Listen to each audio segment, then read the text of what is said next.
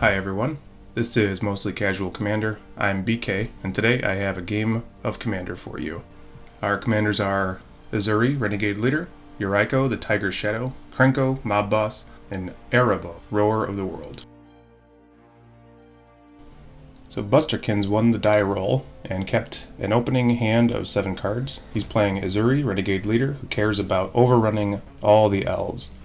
He has 3 forests, Masked Admirers, Karametra's Acolyte, Elvish Harbinger, and Druid of the Cowl. Next up we have Kyle piloting Yuriko, the Tiger Shadow, who really cares about top deck manipulation and making your opponents lose huge chunks of life. He had to mulligan down to 5, putting Exotic Orchard and Baleful Strix on the bottom, and keeping Shizo, Death Storehouse, an Island, Mausoleum Wanderer, Portent, and Ornithopter. Next is me piloting Krenko, Mob Boss. Krenko loves to make a whole bunch of goblin tokens and has a few combo win conditions as well. I kept 3 mountains, Muxus, Goblin Grandee, Volley Veteran, Goblin Chieftain, and Warren Instigator in my opening hand. I'm 3rd in the turn order. And finally, we have Kovacs, who is playing Arahbo, Rower of the World. This deck really wants to pump up creatures and one-shot your opponent. He kept a 6-card opening hand, having to bottom root out. Kovacs runs this deck with a companion, Kahira, the Orphan Guard. He kept Sunpetal Grove, 2 Plains, Loxodon Warhammer, Heirloom Blade, and Hero's Blade. So let's get this game started. Busterkin opens us up, draws for turn, plays a forest for turn, and passes right over to Kyle. He plays an island. He taps it so that he can play Portent, allowing him to look at the top 3 cards of his library, put them back in any order or shuffle, and then draw a card on BK's upkeep. He then plays Ornithopter for 0 and passes it to me. I play a mountain for turn, and with nothing else to do, I pass to Kovacs. He draws, plays a plains, and passes it to Busterkin. He puts down another forest for his land for turn, taps 2 and pays for Druid of the Cowl, a 1/3 mana dork. Passing it over to Kyle, he draws for turn, plays Shizo, Death's Storehouse, allowing him to give legendary creatures fear. He then swings at BK with his Ornithopter, declaring no blocks. Kyle ninjutsus out Yuriko, the Tiger Shadow, dealing 1 commander damage to BK and allowing him to reveal the top card of his library, which is a Memnite, which is not what he wants. He wants to reveal big mana value spells, so he then follows it up by playing Memnite and his Ornithopter again. BK draws for turn, plays a mountain, casts Warren Instigator, a double striker 1/1 that lets me drop more goblins from my hand to the battlefield. It's a great way to cheat in some bigger goblins at earlier stages of the game. Kovacs plays a Sunpetal Grove for his land, followed by a Hero's Blade. He then passes the turn over to Busterkin.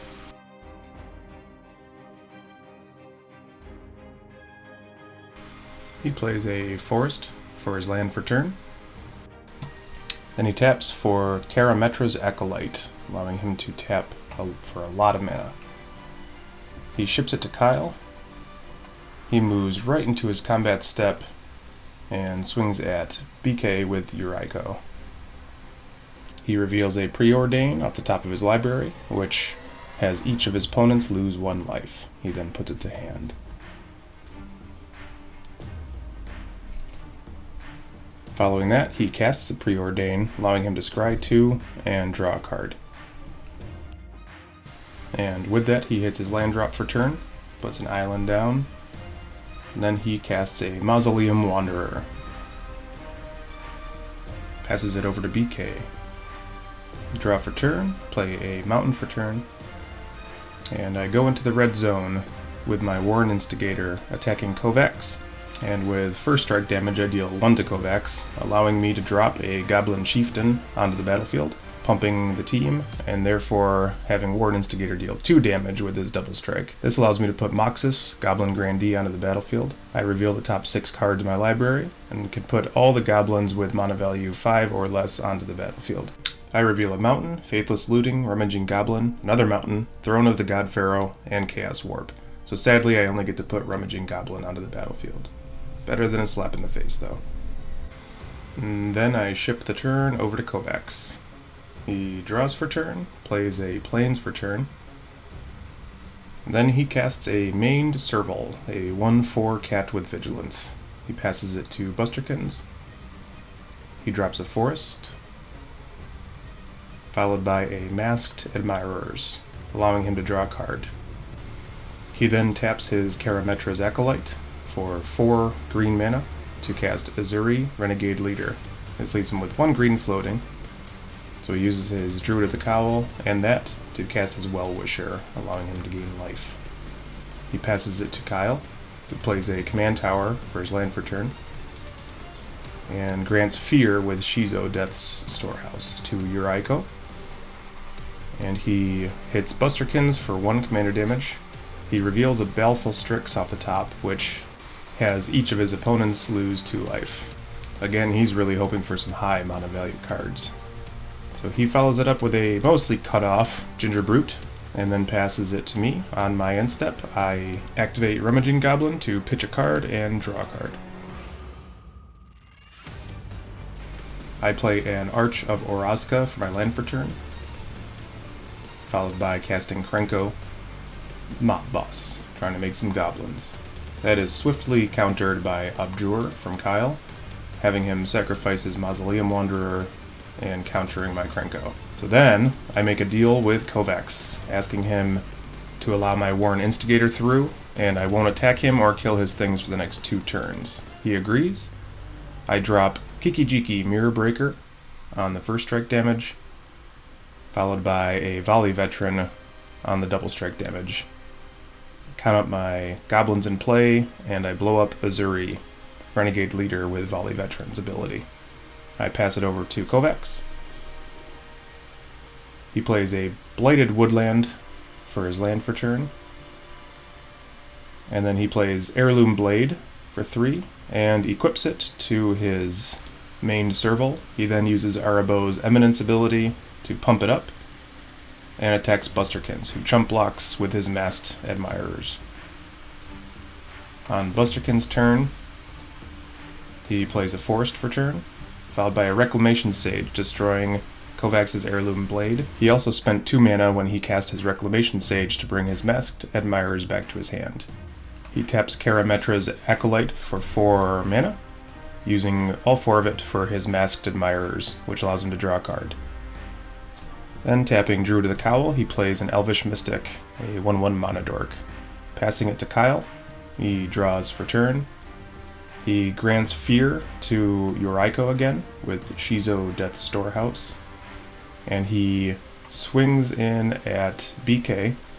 But before damage, I activate Kikijiki's ability, targeting Volley Veteran, making a copy of Volley Veteran and blowing up Yuriko, therefore preventing us from taking any extra damage. My token is sacrificed at the end of the turn, and on my turn I play a Mountain, and follow that up by casting Vandal Blast on Overload. Kyle disagrees and casts Narset's Reversal, bouncing the spell back to my hand and giving him a copy, which kills Kovacs' Hero's Blade, and that's about it. I then go to the red zone with Muxus as an 11/11 and my Warren Instigator. Kyle chumps the Warren, and before damage, Kikijiki is used to make a copy of the Goblin Chieftain, which grants my creatures +1/+1, and Muxus also sees the Goblin, making him a 13/13, taking a pretty large chunk of Kyle's life total.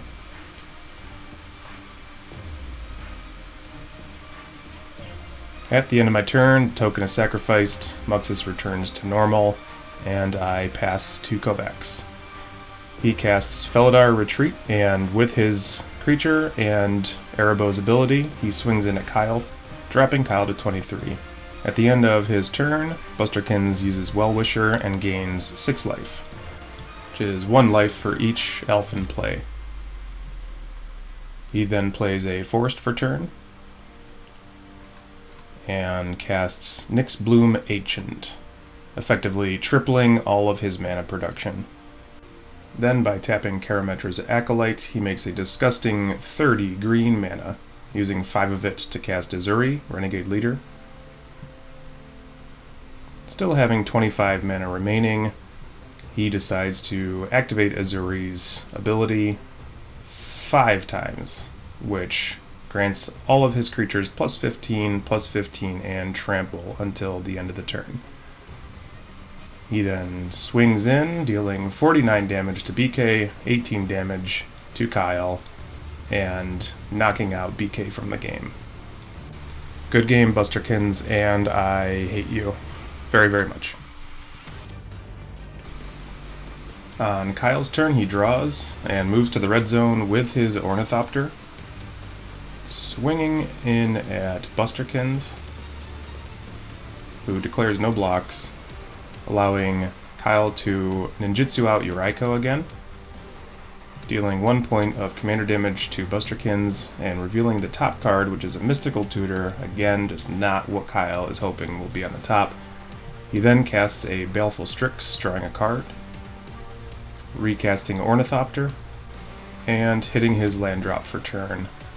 He ships it over to Kovacs.